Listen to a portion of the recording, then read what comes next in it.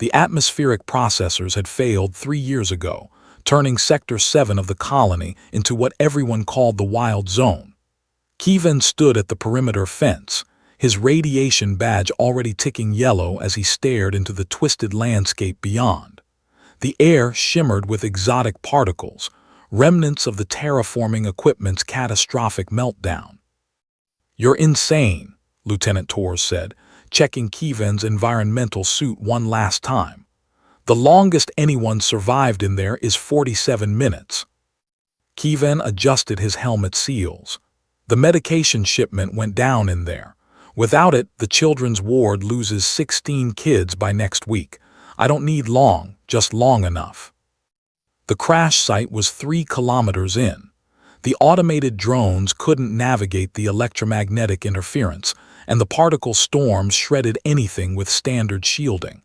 But Kevin had modified his suit with a Faraday mesh woven from salvaged reactor cores. It might work. It had to work. The fence opened, and Kevin stepped through. The Wild Zone welcomed him with silence. Not the peaceful kind, the kind that pressed against his eardrums like a physical presence. His HUD flickered as radiation levels spiked. The ground beneath his boots had transformed into something between crystal and flesh, pulsing with bioluminescent veins that followed no pattern he recognized. Kevin's suit AI, a basic navigation system named VERA, chirped warnings every few seconds. He muted most of them. Fear was useless here. Focus was everything. He'd made it 1 kilometer when he saw her. She stood in a clearing where the ground had melted into a perfect glass circle. Her environmental suit was unlike anything in the colony's inventory, sleek, obsidian black, with what looked like living circuitry running across its surface. But it was her stance that stopped him cold, relaxed, confident, like she belonged here. "You're human," Kevin said, his voice crackling through the external speakers. The woman's helmet was polarized, hiding her face. When she spoke, her voice was clear, unfiltered by suit electronics. "Mostly, you shouldn't be here. Medication retrieval, crash site bearing 347, you." "I live here." Kevin's radiation badge had gone from yellow to orange. He didn't have time for conversation. "That's impossible. The radiation alone." "Elsa," she interrupted.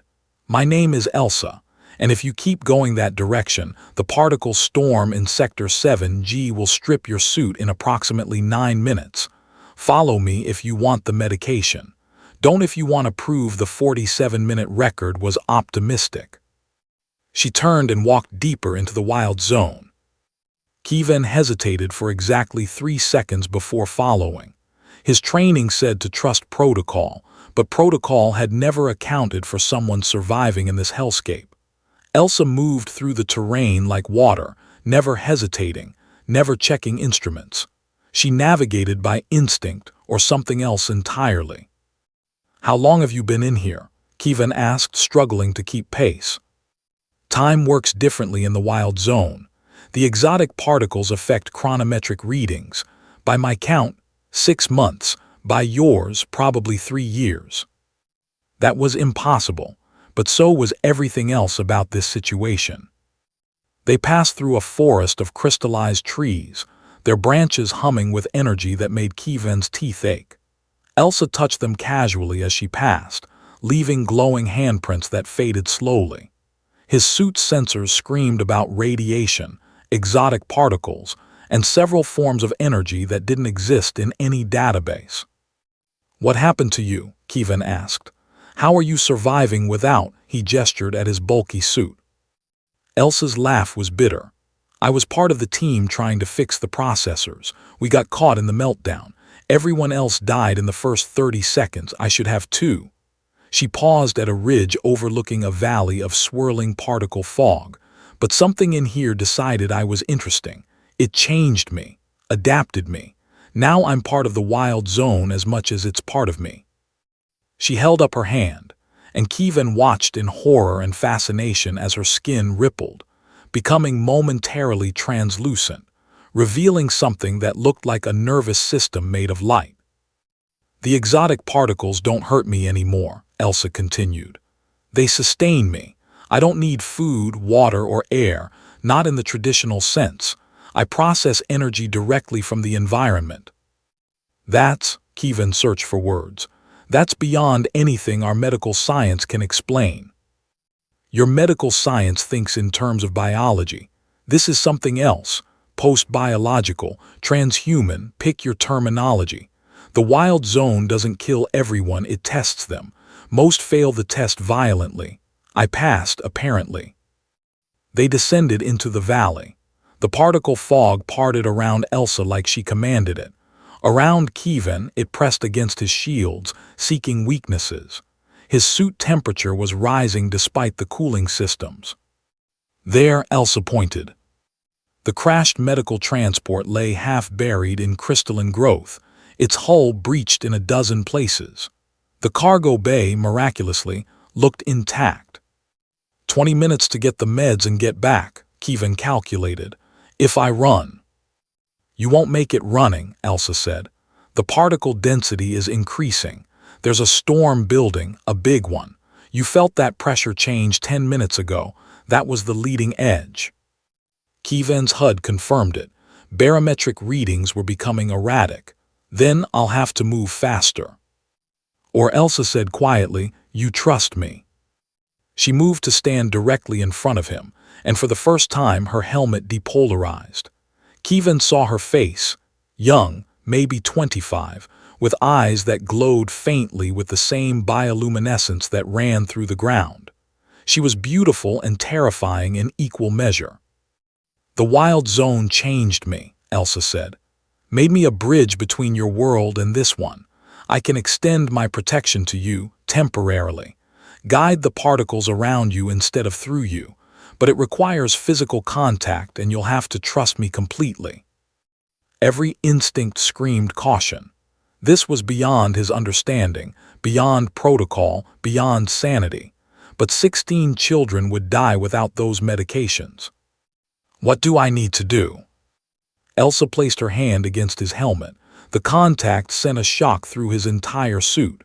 Open your helmet. That's suicide. Your suit will fail in 7 minutes anyway. The storm won't give you a choice. This way, you have a chance. I can shield you, but not through 3 centimeters of composite material.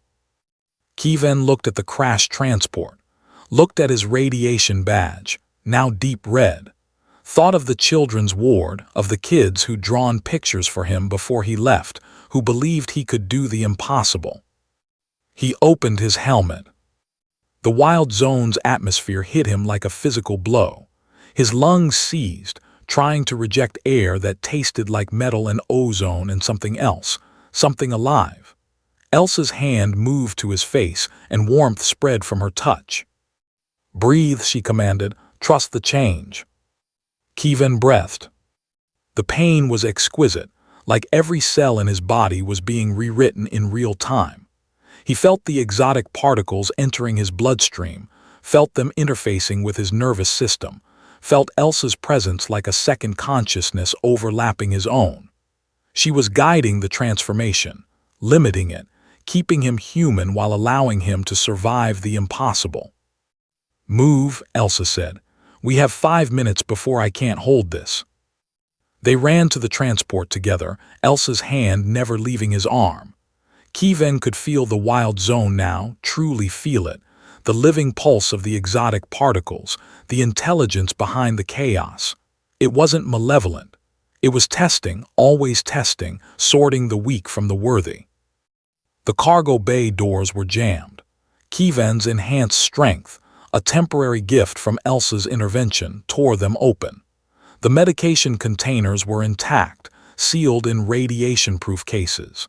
He grabbed the entire shipment, maybe 50 kilograms, and lifted it like it weighed nothing. Go, Elsa shouted. The particle storm hit. The world became a maelstrom of light and energy.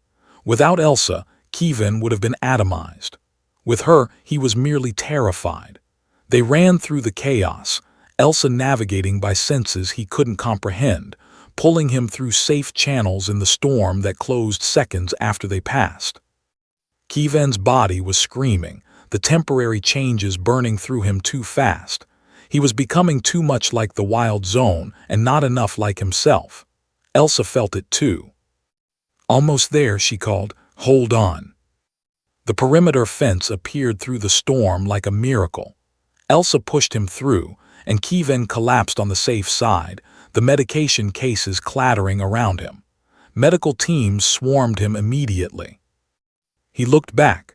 Elsa stood on the other side of the fence, her form already becoming indistinct as the storm intensified.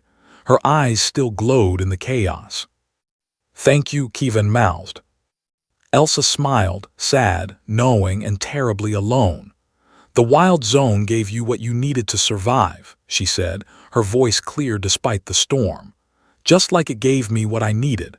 We're both its companions now in different ways." "Come back with me," Kievan called. "Our medical tech, maybe we can reverse what happened to you." "I don't want to reverse it," Elsa interrupted. "This is who I am now. The wild zone isn't a curse, Kievan, it's evolution, brutal, unforgiving evolution. You passed your test. Those children will live, that's enough." The storm swallowed her, and she was gone. Kievan spent 3 days in medical isolation while doctors marveled at his impossible survival. The exotic particles in his system faded slowly, leaving only trace elements that they couldn't fully explain. He'd been changed, they said, at a fundamental level. His radiation resistance was permanently enhanced. His cellular regeneration was faster. He would live longer, heal faster, and survive environments that would kill normal humans. The wild zone had crowned him with its deadliest companion, Elsa, and in doing so had marked him as worthy. The children received their medications. All 16 survived. And sometimes, late at night, Kievan stood at the perimeter fence and looked into the wild zone. He swore he could see a figure moving in the distance, glowing faintly, watching over the boundary between humanity and whatever came next. Elsa had called herself a bridge, but maybe, Kievan thought, she was something more. Maybe she was a promise, a glimpse of what humanity could become if they were brave enough to face the test. The wild zone pulsed with bioluminescent light, and somewhere in its depths, its deadliest companion kept watch, waiting for the next soul brave enough to enter and strong enough to survive. And